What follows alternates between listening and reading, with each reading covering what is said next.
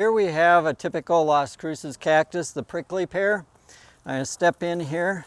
This is typically what happened after the freeze. The whole cactus collapsed. Right after the freeze, this thing was green and people thought it was alive. The reason for that is because it was frozen.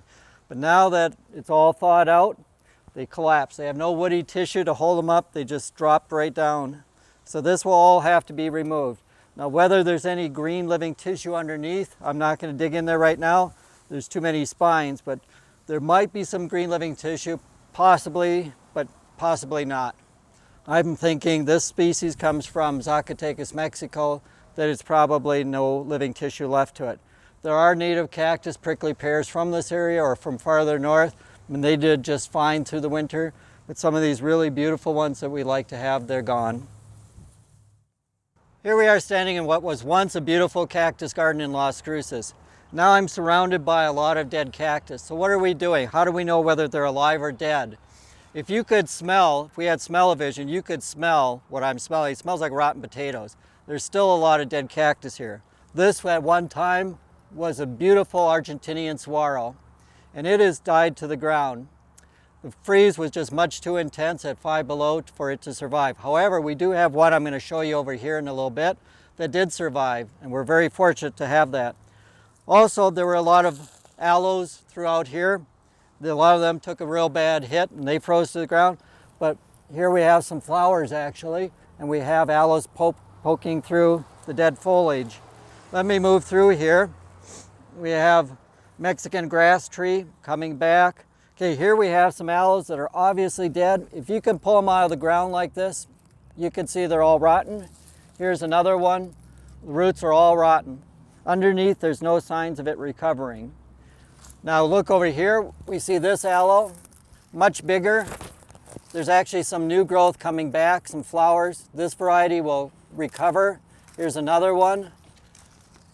Obviously, new growth coming back. The trick with keeping these alive at this point is to keep them dry. Don't water them very much, very little. Get rid of all this rotting tissue, get it out of here. Clean this away, get rid of these dead leaves. You don't want any of that. Like I said, keep it all nice and dry. The dead cactus, remove them because they're a hazard stepping on. Again, the smell is pretty intense of rotting potatoes. Same as rotting cactus. Let's move over here, we have a Hedgehog, which is a Texas False Agave in the bromeliad family. That's a pineapple family as well. It made it through. So what made it through and what died is kind of a hit and miss. Here we have a number of different things. We have a native cholla, no problem, it's getting ready to flower. Native sotal, absolutely no problem growing. We have here a Queen Victoria Agave, made it through the cold just fine. It's unusual, I've seen a lot of them really actually take a lot less cold and be damaged. 5 below 0, this one did just absolutely fine.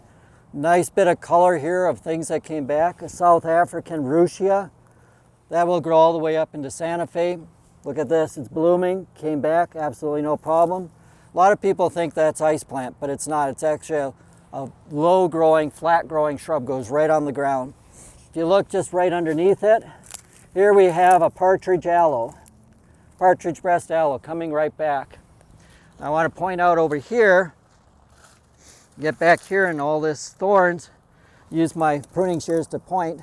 This here was a silver torch cactus. Look at that. This whole top is pretty crunchy. Pretty crunchy. This is a Blackfoot daisy, a native plant, doing just fine. But way down underneath this, you clip this off a little bit here. This is dead. But however, underneath here, there's a bit of it that survived.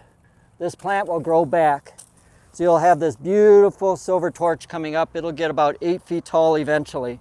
But we'll get rid of all this dead stuff here and allow room for this new one to come back. Okay, 4 feet away we saw a cactus, the Argentinian Saguaro, that did not survive the cold. But here we have one. Looks like it's about 7.5 feet tall. It survived the cold, the 5 below freezing. It's doing really well. We were very concerned about it. Right after the freeze, it seemed to have lost color. It looked like it may have died. But now 2.5 months later, it's strong and growing healthy. When you know you're going to have a freeze and it's going to be really cold, one of the things that you can do with a cactus is you can cover them, but you need to cover them with a blanket or with a tarp. You don't want to cover them with plastic. Plastic does not stop the cold and it's not good for it. Another thing you can do is take the old-fashioned Christmas lights, not the LED lights. LEDs don't put out heat, but light bulbs, old-fashioned light bulbs, wrapped around the cactus will provide some heat energy for the cactus to keep it just above freezing. Here we have another cactus, America's most beloved cactus, the most popular cactus in the United States, the golden barrel cactus. And these can be easily found in most stores. This is a very large one. They don't start blooming till about 14 inches across. This one took a severe hit in the freeze at 5 below. You can see there's massive damage on one side. On this side, there's still green on the top here and massive damage. Whether it's going to recover and live is anybody's guess. All you can do is wait and see, keep it dry.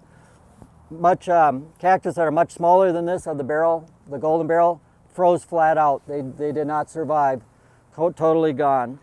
So, and this is a Trichocereus here.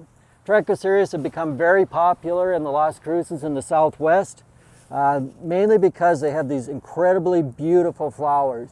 And there are some of them that survived and some of them that died. It's all a matter of genetics, what they were hybridized with or what their species were. So some survived, some didn't.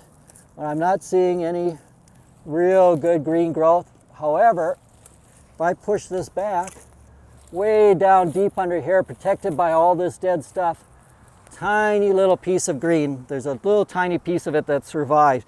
So if you remove all this and if you're careful, that little piece will grow back. This was a beautiful orange flowering cactus, absolutely gorgeous.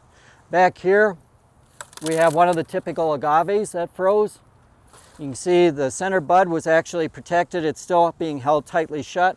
What we need to do is go back in here, open this up so it can grow, pull off a lot of this dead tissue so that center bud can be exposed to the air and stay dry and regrow, come back out, get rid of all that dead tissue. Cactus are beautiful. The big problem are all the spines. You got to be careful. You need to wear gloves when you're going through this. Even the agaves, these tips are all really sharp. They're beautiful architectural forms, but they are sharp and there's no reason to not want to grow them in your yard because they're sharp, because they're really quite beautiful. So let's move around here and take a look at this other side.